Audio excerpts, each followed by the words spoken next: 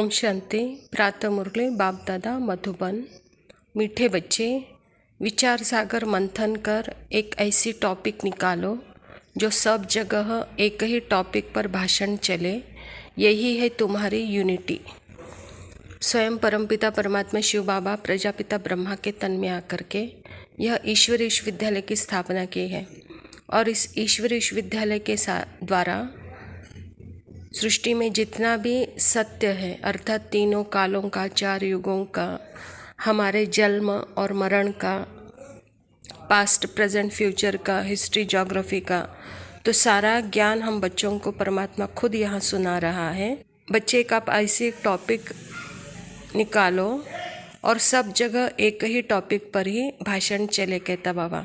तो यही है तुम्हारी यूनिटी।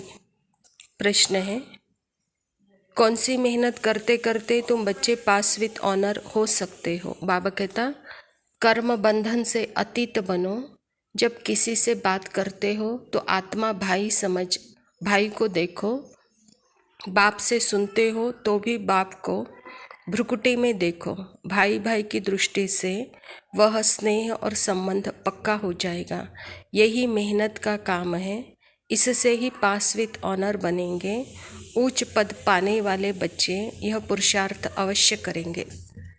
स्वयं परमात्मा पिता हम बच्चों को कर्म बंधन से मुक्त करने की एक विधि सुना रहे हैं और हम बच्चे पास विथ ऑनर कैसे बन सकते हैं उसकी भी विधि सुना रहे हैं।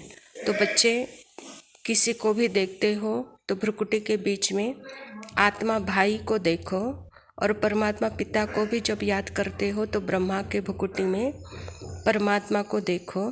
तो यह मेहनत का काम है और इसी मेहनत से आप पास विथ ऑनर बन सकते हो, सर्व बंधन से अतीत बन सकते हो। तो यह पुरुषार्थ अवश्य करो, कहता बाबा।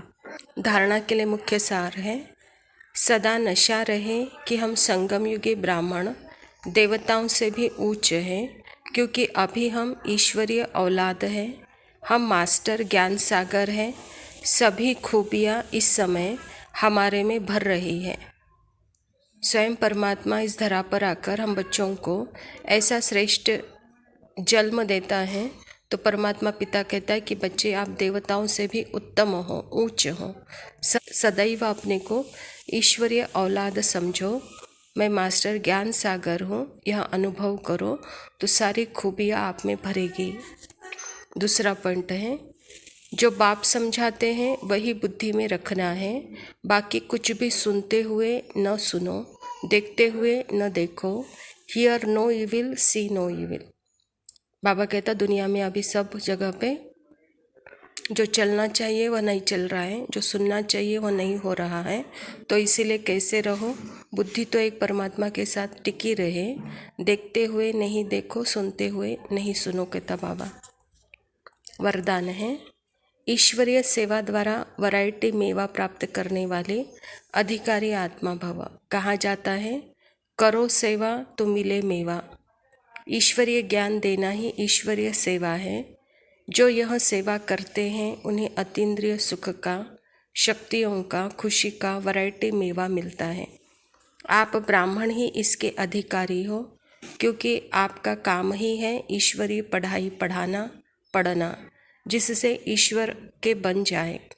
तो ऐसी ईश्वरीय सेवा करने से ईश्वरीय फल के अधिकारी बन गए। इसी नशे में रहो।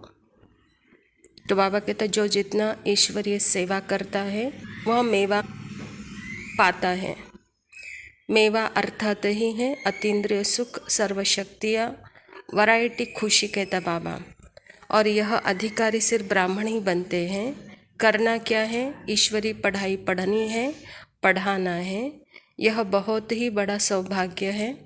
तो इसी नशे में आप रहो, कहता बाबा।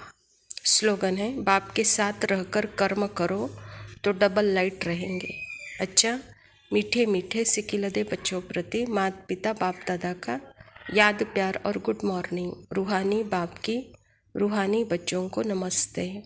हम रूहानी बच्चों की रूहानी बाप दादा को याद, प्यार और नमस्ते। लव यू बाबा, शुक्रिया। ओम शांति।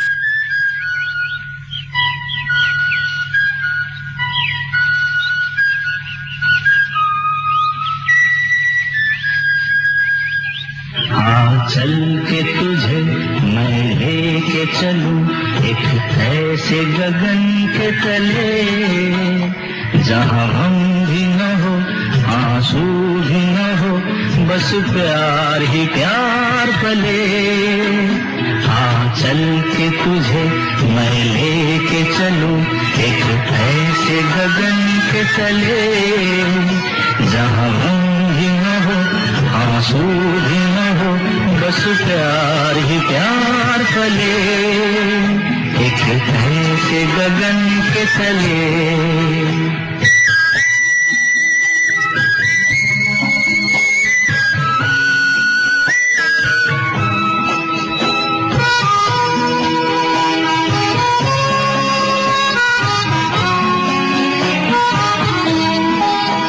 सूरज की पहली किरण से आशा का सवेरा जागे, सूरज की पहली किरण से आशा का सवेरा जागे, चंदा की किरण से धुलकर घनघोर अंधेरा भागे, चंदा की किरण से धुलकर घनघोर अंधेरा भागे।